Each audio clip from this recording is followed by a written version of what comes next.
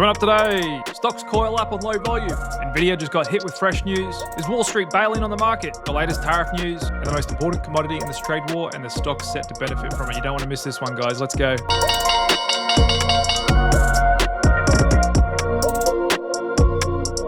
It was a really strange day in the stock market. Not only this checkered breadth with a lack of clear direction, but also super low volume and super low volatility. Just looking at the Spider ETF there, barely traded in a 7-point range today. We haven't seen that for a couple of weeks actually. And in fact, it was right around the time before the market rolled over again that we saw this kind of really low range and super low volume, similar to late March as well. But the market's now selling off after hours as I speak. And that's news just hitting the wires of Nvidia saying to record $5.5 billion charge tied to H20 processors exported to China, as the US government's worried these chips can be used to create supercomputers for military users. With Dan Ives just saying the Nvidia China restriction news that just hit will put pressure on shares, and it's a concern, but this is all part of the high game of poker going on between the US and China. One of the biggest assets the US has is Nvidia. There is one chip in the world building the AI revolution. And there's a look at the Nvidia daily chart. It was coiling up right at the 50-day VWAP in regular trading today, but just going down to a 5-minute chart, it's getting hit quite hard after hours here, down over 6% as I speak, trading at 105. And that's caused the whole NASDAQ triple Q to come off 1% as well. So we could be in for a bit of a soft open tomorrow at this stage. And the whole semiconductor sector is off by more than 3% after hours as well. And so even though realized volatility in the stock market today was super low range, low volume, the VIX is still really elevated. Finished the day just above 30, and we still have volatility term structure in backwardation, which means we've still got to be careful here, as the market could still make big moves in either direction. Even though we're soft after hours, there's still the potential for big green and red candles, as I think this admin and the Fed and the Treasury have been trying to stem the bleeding, put a floor in the market. I think this is why we got the timing yesterday of the big blockbuster AI deal, with the president saying all necessary permits will be expedited and quickly delivered to Nvidia. Posting that early this morning, potentially trying to get ahead of this damaging news for the company that we just got after close. And so it's still a tricky environment for us traders and investors. And as such today, I flattened my Greeks, took off half my VXX short trade and some other positions to increase available cash in my options portfolio, and holding off selling too much volatility here, especially as we ramp up into the thicker Q1 earnings and potentially another big move in the market as volatility natural cycles from contraction to expansion. And stick with me today, because later on in this video, I'm going to show you a list of rare earth stocks listed in America that could stand to massively benefit from a huge political tailwind and the desire to domestically produce and process these critical minerals needed for many modern and future technologies. I'll also show you the options pair trade I put on today, so stay tuned in for all of that later on. But first, let's look at some data and technical patterns developing in the market. And when will the fear and greed index finally jump above 25? Market seems paralyzed with fear here, almost like a deer in the headlights. And market plumbing is still a little weak as well. Just looking at the median bid-ask spread, we're still at 2020 level. And that's because market makers widen their spreads whenever volatility goes into backwardation, like it still is now. And just looking at a 5-day moving average of the average true range shows how much the S&P 500 is moving around. We've got the 4th highest reading in the last 50 years. We just had a super volatile week last week, and then here we are, the market really contracting, coiling up, low volume, which can be like the calm before the storm. And so what you'll find with markets is there's always a lot going on. However, there's normally one dominant driving factor that everyone's kind of looking at and keen off, with headlines related to that pushing the market around on a day-to-day basis. And so just looking at this interesting chart here from Bank of America and their global fund manager survey, and what fund managers are ranking as the biggest tail risk and how that's evolved over time. Starting back in July 2011, you can see it's really the EU debt crisis that was dominating markets back then. Then, of course, the US credit rating was downgraded. We had some issues with China, the yuan, hedge fund unwinds, so on and so forth, to where we are today, with the US global recession, trade war, and geopolitical conflict at the top of mind for fund managers. And what you'll notice is it hasn't been going on for that long compared to some other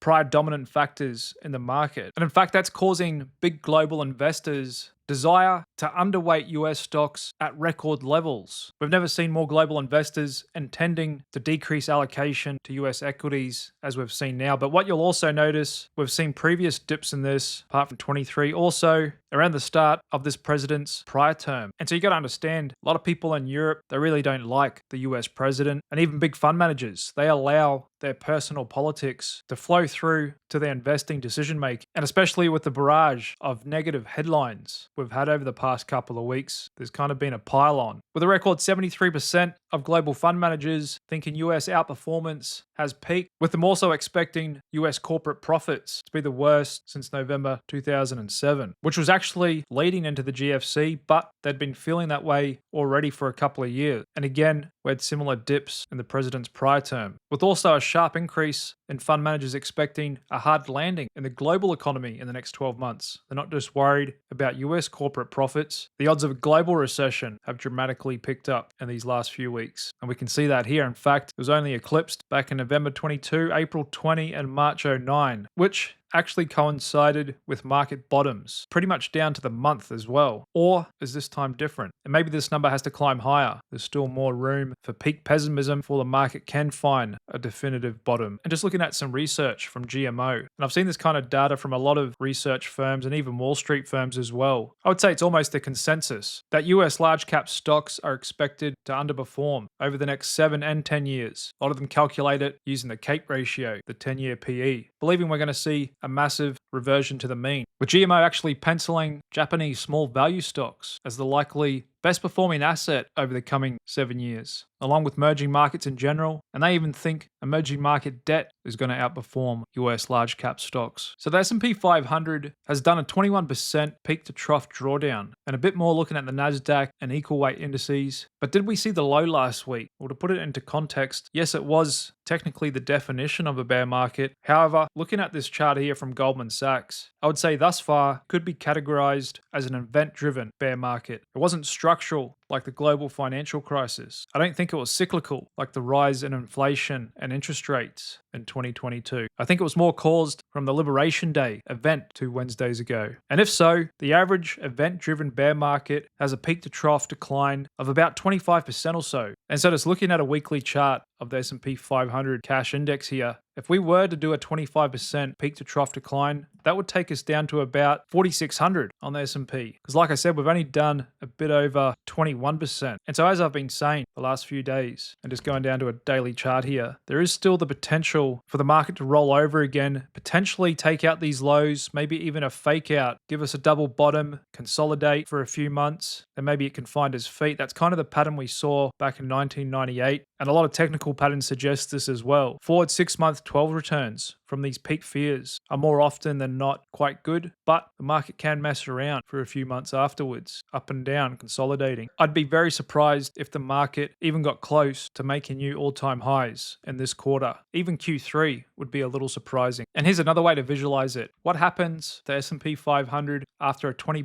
drawdown? Here we are in the black. What you'll notice is quite often the market doesn't go down much further. Like I said, we can get that 25% or so drawdown. The market can have that initial drop, bounce up, fall over again, quite messy for a few months there before the market can recover to new highs. But coming out of that mess, the market can also roll over again. And so the next few months are going to be pivotal for the market. Like I said, we might get the retest of 4,800 on the S&P, may even take it out and hit 46, 45. But unless we get a sharp V-shaped recovery from that, then the technical price structure of the market will have likely changed. But countering all that somewhat is this good bounce we got last week. That's a strong bullish technical signal. And you'll see that with a lot of technical signals. When we go into sharp sell-offs or fear spikes, once the market recovers, that's kind of like a little bit of a green light. And we've just seen that with the percentage of S&P 500 stocks that went below their lower Bollinger Band. When that goes above 67%, back to 0%, the forward returns are a bit better than average. Same when the VIX goes above 50 to back below 30, kind of that technical confirmation. Again, a small sample size, but nonetheless, very good 12-month forward returns. And what's typically good for the stock market is a weaker dollar. This is something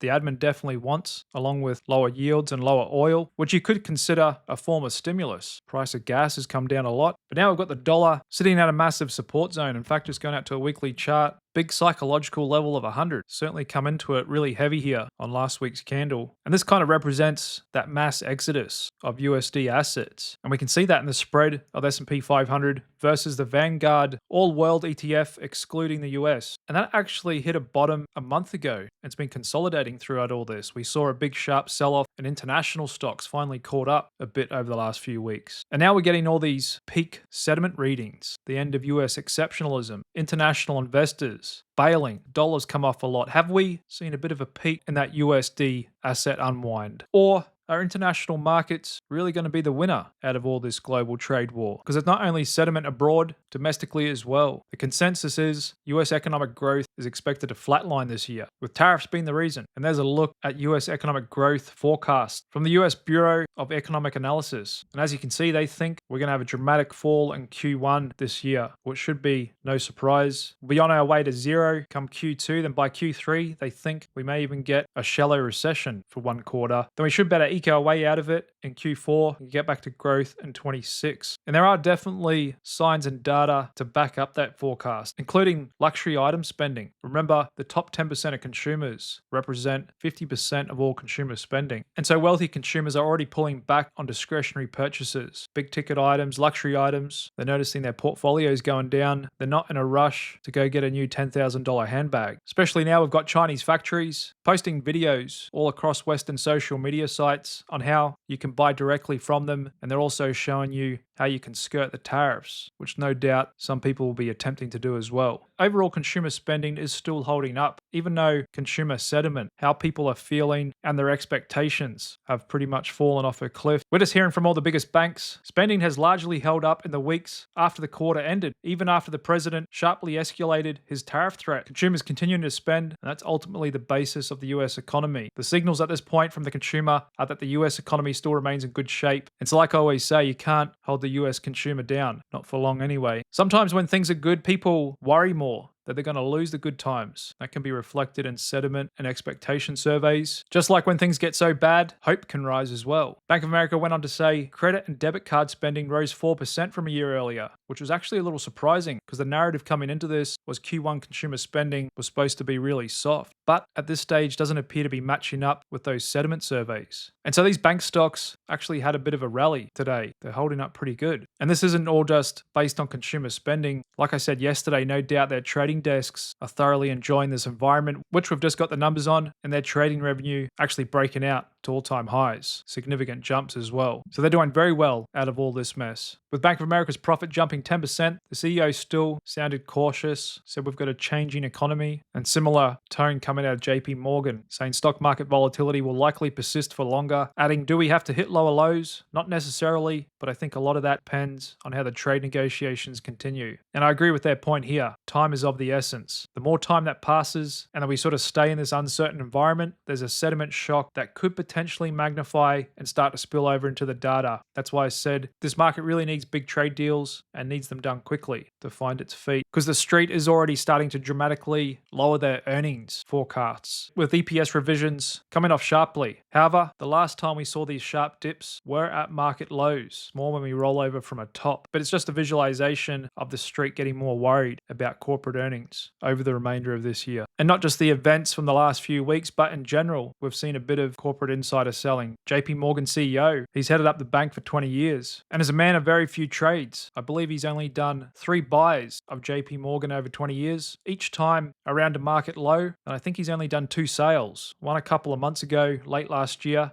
and one just yesterday. And even though that was planned, that plan was only put in place back in February. And there's a look at JP Morgan on the daily chart. So it was sometime around February that he indicated to the market he was going to offload some shares. And just going out to a monthly chart might not be too hard to see why. The stock has had a really good run over the last couple of years. And although he still holds the vast majority of his shares, I think he might be feeling a little comfortable taking a few chips off the table here. Okay, over to the main events driving today's markets. Big trade war between the States and China. Apparently the White House is getting close to some trade deals, minus China, of course. But the president's still suggesting he's open for a deal with China. But of course, they have to be willing to come to the table and play ball. And I just don't think it's likely China is going to want to concede. They want to do everything they can to retain their unfair advantages. They want to keep determining themselves the value of their currency, not leave it up to the market. They see no problem with counterfeiting Western products. In fact, it looks like they're actually promoting that on their social media platforms since those videos haven't been censored. And we just heard from the Treasury Secretary, Scott Bessent, regarding the bond market. And I quote, "We have a big toolkit. We do buybacks. I think if treasuries hit a certain level, or if the Fed believe that a foreign, I won't call them an adversary, but a foreign rival, were weaponizing the US government bond market or attempting to destabilize it for political gain, I'm sure that we would do something in conjunction with each other, but we just haven't seen that." And that's what I was thinking late last week, hence why I went long treasury futures, because I thought, listening to their language, they'd kind of drawn the line in the sand and said that's just about enough of what we're willing to tolerate here. The market caught wind of that, treasuries found their feet. However, I'm already out of that trade, but it just goes to show that the Fed and the Treasury were looking at this and probably planning the next step if things unraveled a bit further. And they will step in and backstop this market. And because we were in free fall there for a bit, along with the pivot from the White House, it's kind of just what the market needed. So China said they don't want a trade war. It leads to nowhere, but they've retaliated much more than any other country in the world, doing with what they do best, copy, matching the extra 125% tariffs the White House placed on them on top of the existing 20%, placing controls on US companies, dialing up corporate probe, something they do a lot of anyway, slowing Boeing down. In addition to a few other things, the one I'm focused on here today for this video is not only tariffing rare earth minerals, but blocking them from being exported. And so this is a bit of a vulnerable spot for the West, as China has been the dominant supplier of rare earths for quite a few years now. And so they've chosen to weaponize this, which will incentivize the West to once again deleverage from China and set up alternative supply chains. And so the rush is on now to secure rare earths going forward. Many other countries mine them, but it's still very nascent in the state. That's why I've come up with a list of 4 stocks and an ETF today for us investors to keep an eye on. The first being MP Materials Corp, the largest on this list. Current market cap $4 billion, and they own and operate the Mountain Pass mine in California, which is the only active rare earth mine and processing facility in the States, focusing on rare earths that are essential for electric vehicles, wind turbines, and defense applications. They're also developing a rare earth magnet manufacturing facility in Fort Worth, Texas, with the aim to establish a fully integrated US supply chain. And here's a look at their website here, MP Materials. America's rare earth magnetics champion, extraction, refining, manufacturing, elements for critical applications. Founder-led and owner-operated, MP Materials is on a mission to restore the full rare earth supply chain to the United States. So no doubt they're going to have a massive political tailwind with this. It's kind of the whole point of these tariffs to begin with, is to reindustrialize America, become a bit more self-sufficient and less reliant on foreign adversaries. Another one on my list, which had a good rip today, and it appears they're all ripping after hours as I speak. USA Rare Earth. It's actually a micro cap, about 200 million market cap. They're developing the Round Top Rare Earth and Critical Minerals project in Texas, which hosts a variety of rare earth elements. Also operating a magnet manufacturing facility in Oklahoma. And here's a look at their website here, USA Rare Earth, leading supplier of critical rare earth magnets. We are rapidly building one of the largest rare earth magnet manufacturing facilities in the States, targeting a diverse set of industries and capabilities. In a time of rising geopolitical tensions, the US could be left without access to critical minerals and rare earth magnets used to enable key commercial and defense technologies. So you can see we're coming off rock bottom lows and how much the US controls the supply chain over these critical minerals going forward. And now that China's chosen to weaponize this, not only just by slapping tariffs, but actually blocking them from being exported. They're trying to cut off Western industries from these rare earths. Even if that decision were to get reversed, it just shows what they're willing to do and that they can't be relied on. And therefore, the West has to deleverage from them. And here's another one, Neo Corp Developments, ticker symbol MB, another micro cap, 135 million market cap. We're ripping after hours as I speak. They're advancing the Elk Creek project in Nebraska, which is rich in several different rare earth elements, aiming to produce high purity magnetic rare earth oxides, contributing to the US rare earth supply chain. And here's a look at Neo Corp's website.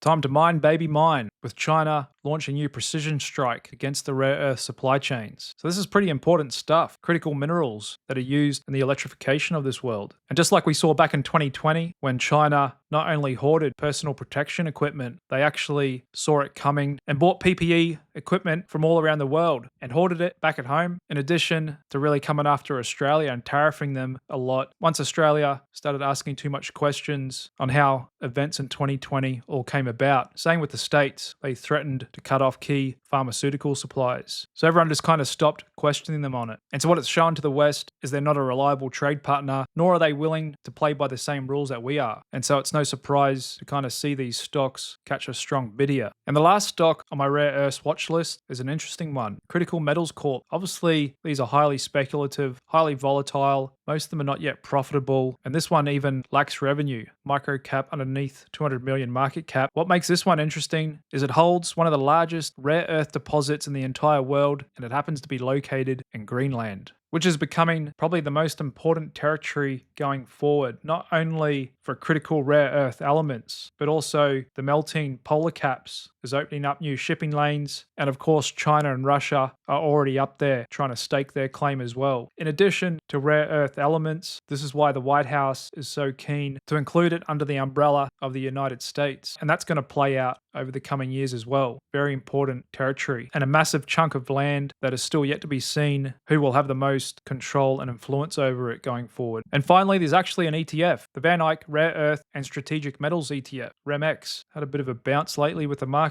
but just going out to a monthly chart, it's actually been in a bear market for a few years and kind of looks like a few other commodities like uranium, junior miners and so on that have been beaten down for over a decade. And one of this fund's biggest positions was the first stock on my list, MP Materials. So it's definitely an interesting sector to keep an eye on. I think there's going to be a big political push to bring the rare earth supply chain back to the West, as we simply can't rely on China going forward. They will weaponize it as they see fit, and some of these stocks like MP Materials could potentially be setting up to be the winning stocks going forward. As always, this is not financial advice. Please do your own research. I'm just sharing my thoughts and opinions with you of what's got me interested. And just to follow up from yesterday on that pairs trade, I identified long Amazon, short Walmart that I said I was looking at putting on today, which I did end up doing with a starter position, a paired condor, by selling an Amazon put spread at the same time selling a Walmart call spread. So that's bullish on Amazon, bearish on Walmart. And since Amazon's earnings is in a couple of weeks, I chose a 10-day expiry and very well may wait for earnings to happen and potentially looking at putting on the pair again after earnings if I haven't already been able to realize at least 50% of the max profit potential on this pairs trade before then. And so typically with these paired condors, I like to sell the 60 delta option and buy the 20 delta protective wing, which gives me a net 40 delta. In other words, almost half of the spread's value is based on the stock price movement of Amazon, with the other half mostly dominated by changes in volatility and the passage of time, since these are theta positive spreads. So we'll see how that one plays out. But other than that, kind of keeping a bit of dry powder in this current market. And I'm glad I did, because just looking at the spider after hours as I speak, market's having a little bit of a sell-off on the back of that Nvidia news, with the stock struggling to bounce here, down over 6%. Going to be interesting to see where Nvidia opens up tomorrow. Currently trading